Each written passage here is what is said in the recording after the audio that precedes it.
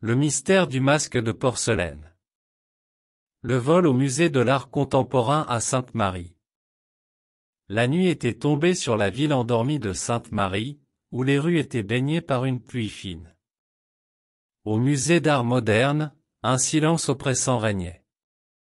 Les œuvres d'art contemporain semblaient veiller dans l'obscurité, leurs couleurs vives et leurs formes étranges éclairées par la lueur intermittente des lampadaires. À l'intérieur du musée, l'agent de police Olivia Spencer était assise à son bureau, en train de remplir quelques rapports.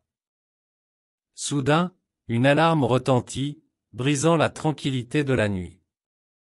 Olivia se leva d'un bond, prit son arme de service et se précipita dans le hall du musée. Là, elle découvrit une scène chaotique. Une vitrine brisée, des morceaux de verre jonchant le sol, et au centre de tout cela, un socle vide. Le célèbre masque de porcelaine, une pièce maîtresse du musée, avait disparu. Un collègue d'Olivia entame son enquête à la recherche des indices cachés. Le lieutenant Daniel Martinez, un collègue d'Olivia, fut rapidement dépêché sur les lieux. Ensemble, ils commencèrent leur enquête. Les caméras de sécurité n'avaient enregistré qu'une ombre furtive s'introduisant dans le musée, mais elle portait un masque de ski et était difficilement identifiable. Ils interrogèrent le gardien de nuit, Monsieur Dupont, qui jurait qu'il n'avait rien vu ni entendu. Pourtant, Olivia remarqua des traces de pas boueuses menant jusqu'à la sortie de secours. Le duo inspecta attentivement la scène du crime et découvrit un petit morceau de porcelaine cassé près de la vitrine brisée. Olivia le ramassa avec précaution et remarqua qu'il ressemblait à une partie du masque manquant. Les enquêteurs commencèrent à fouiller la vie du propriétaire précédent du masque de porcelaine, un riche collectionneur nommé Hector Fontaine. Ils découvrirent qu'il avait des dettes de jeu importantes et avait récemment été en conflit avec des créanciers impitoyables.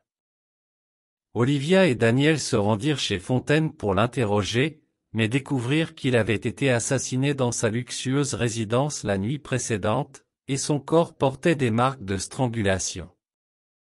Alors que les enquêteurs s'efforçaient de relier les points, Olivia reçut un appel d'un informateur anonyme qui prétendait avoir des informations sur le vol du masque de porcelaine. Il exigea une rencontre secrète dans un parc désert la nuit suivante. Olivia, méfiante mais déterminée à résoudre l'affaire, s'y rendit accompagnée de Daniel. L'informateur se révéla être une silhouette encapuchonnée, qui leur remit une clé USB contenant des preuves du vol et du meurtre de Fontaine. En examinant les preuves, Olivia et Daniel découvrirent un complot complexe impliquant un réseau de voleurs d'art, de collectionneurs avides, et des secrets sombres du passé de Fontaine. Ils mirent en lumière une rivalité féroce pour le masque de porcelaine, dont la valeur dépassait de loin son prix sur le marché de l'art. Finalement, les enquêteurs réussirent à arrêter les coupables et à récupérer le masque de porcelaine. Au fil de l'enquête, ils avaient résolu le meurtre de Fontaine, révélant que le voleur du masque était en réalité son propre fils, cherchant à se venger de l'obsession de son père pour l'art au détriment de sa propre vie. Le mystère du masque de porcelaine était enfin résolu, mais Olivia et Daniel avaient appris que, derrière chaque œuvre d'art, se cachait souvent bien plus qu'une simple beauté, mais aussi des passions, des trahisons et des secrets inavouables.